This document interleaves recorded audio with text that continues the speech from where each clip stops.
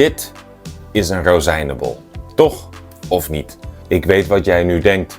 Wat kunnen wij leren van een rozijnenbol? Dat is de vraag die ik vandaag ga beantwoorden. Welkom bij een nieuwe video. Een video over Nederlands en een video over een rozijnenbol. En ik zal jou alvast zeggen, deze heeft een stuntdubbel voor later. Dus eigenlijk heb ik 2 rozijnenbollen. Vandaag, waarom is dat een luxe? Dat zal ik jou later vertellen. En sommige mensen zeggen niet rozijnenbol, die zeggen krentenbol. Wat is het verschil? Niet veel. Krenten zijn officieel iets kleiner dan rozijnen. En waarom heb ik vandaag een rozijnenbol in mijn hand? Het antwoord is Nederlands. Want taal is overal, ook in een rozijnenbol. Vooral in een rozijnenbol. En alles is een kans om jouw Nederland te oefenen, ook dit bolletje. Rozijnenbol, rozijnenbolletje. Ja, is het groot, is het klein? Tje maakt het woord kleiner. Daar zie jij al een Nederlandse regel. Een Nederlandse grammatica-regel. Maar goed, wat kunnen wij nog meer leren van een rozijnenbol? Laten we eerst de bol beschrijven. We noemen het bol omdat het niet plat is. Relatief.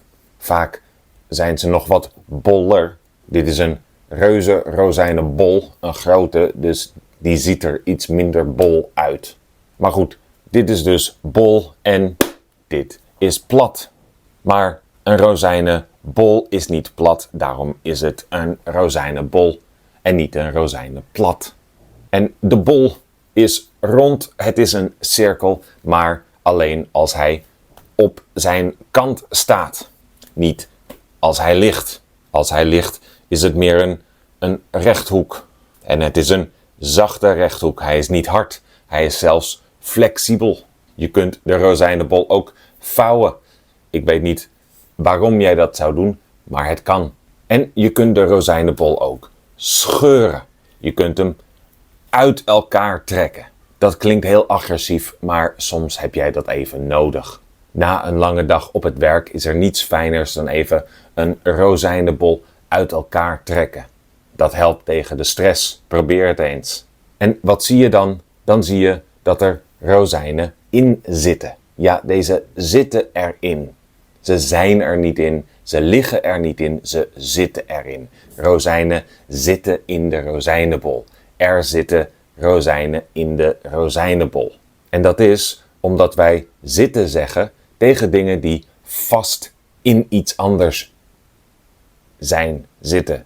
Mijn portemonnee zit in mijn zak. En in de portemonnee zit mijn creditcard. Ja, ik ben 41 en ik heb eindelijk dit jaar mijn eerste eigen creditcard. Dat is het leven als docent. Maar goed, we praten vandaag over een rozijnenbol. Er zitten rozijnen in de bol. En nu zit de rozijnenbol in mijn zak. Hé, daar was mijn ring. Mijn ring zat in mijn zak. Oké, goed om te weten. En wat zit er nog meer in een rozijnenbol? Deze kleine stukjes die zo op jouw shirt vallen als je het eet. Dat zijn krummels of kruimels. We kunnen dus ook een krentenbol verkruimelen. Een krentenbol, een rozijnenbol. Verkruimelen. Dan maak je veel kruimels. En als kind is dat leuk.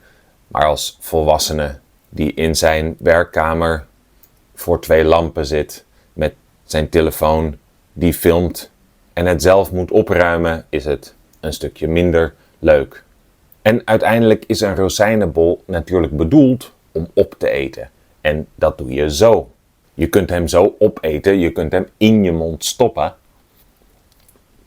Je kunt er een hap van nemen. Maar als je dat een beetje saai vindt, kun je hem ook eerst beleggen. Daarvoor neem je een mes en je snijdt eerst de krentenbol doormidden. Dat doe ik nu even met mijn handen, want de lamp staat voor de deur en ik ben vergeten mijn mes te pakken. Dan smeer jij de krentenbol met boter en misschien smeer jij de krentenbol met honing. Je smeert ook honing op de krentenbol.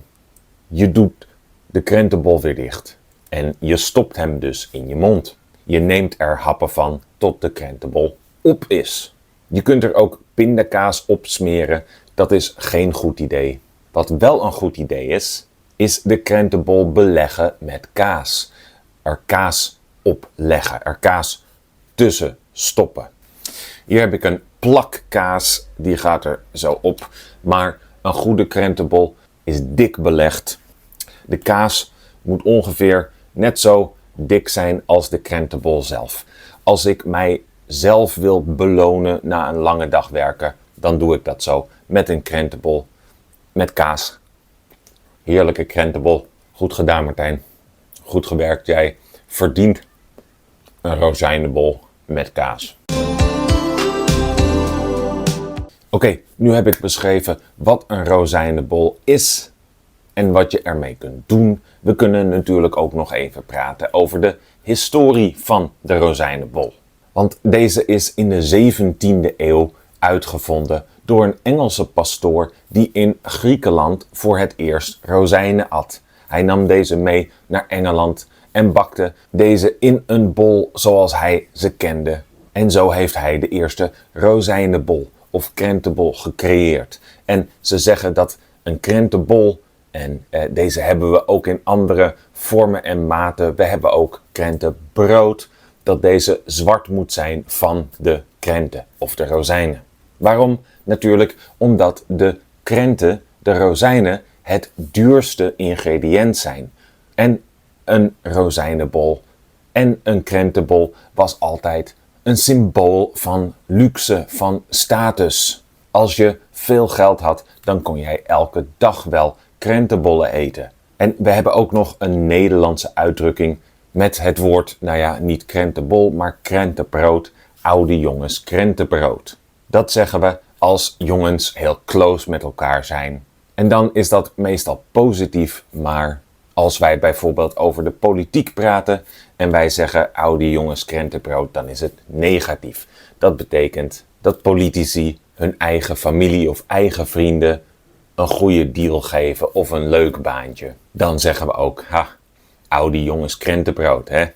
Waarom we dat zeggen, weet niemand meer. Het klinkt gewoon leuk en soms is dat genoeg.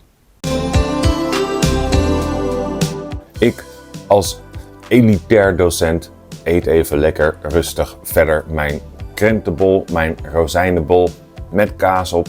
Heb ik iets gemist? Kun je nog meer zeggen over rozijnenbollen? Doe dat in de comments alsjeblieft. Laat me weten of jij ook zo houdt van rozijnenbollen met kaas, zonder kaas, met pindakaas. Ik hoop dat jij weer iets geleerd hebt. Tot volgende week. Doei!